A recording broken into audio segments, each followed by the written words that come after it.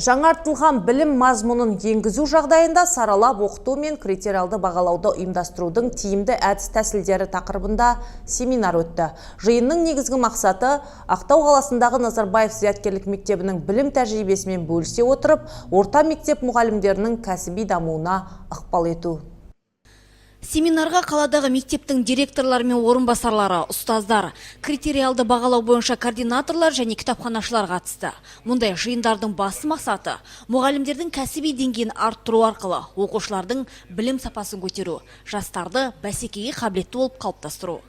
Қаламызда өте үлкен облыс көлемінде семинар өтіп жатыр.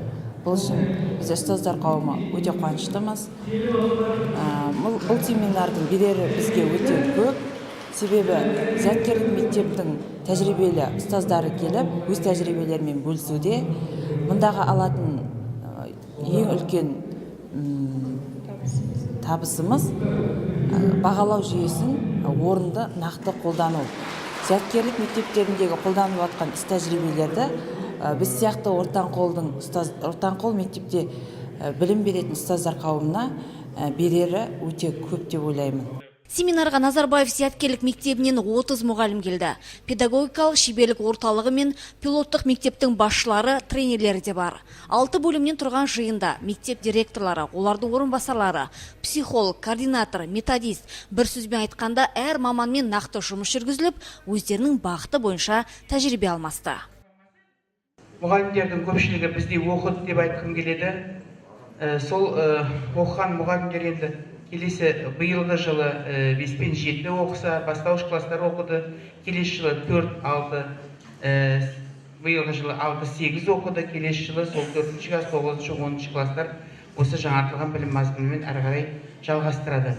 Жалпы 20-ші жылға дейін біздің орта білім беретін мектептеріміздің барлығы да мұғалімдеріміз жаңартылған білім мазмұнын білетін, сонымен әрі қарай білім бере алатын ұстаздар болып саналады.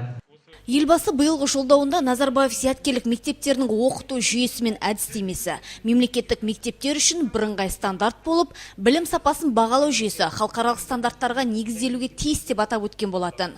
Ақтау қаласындағы зияткерлік мектебі өзге білім ордаларымен тәжірибемен алмасуды 2015 жылы бастап кеткен.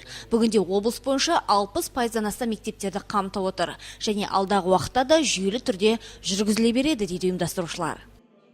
Мұғалімдерде бойларында үрей бар, өйткені жаңартылған бағдарлама дегенде жаңаға біз әрдайым үреймен қараймыз.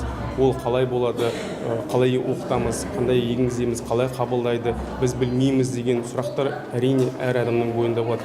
Сол себепті бұл үрейді азайту үшін, бұл қорқынышты азайту үшін біз осындай семинар ұйымдастырып отырмыз. Мұғалімдердің ондай сұрақ қойғаны дұрыс болады. Өйткені сол сұрақ қойған мұғалімнің өзінің жауапкершілігін, оқушылардың алдында жауапкершілігі бар екенін көреміз.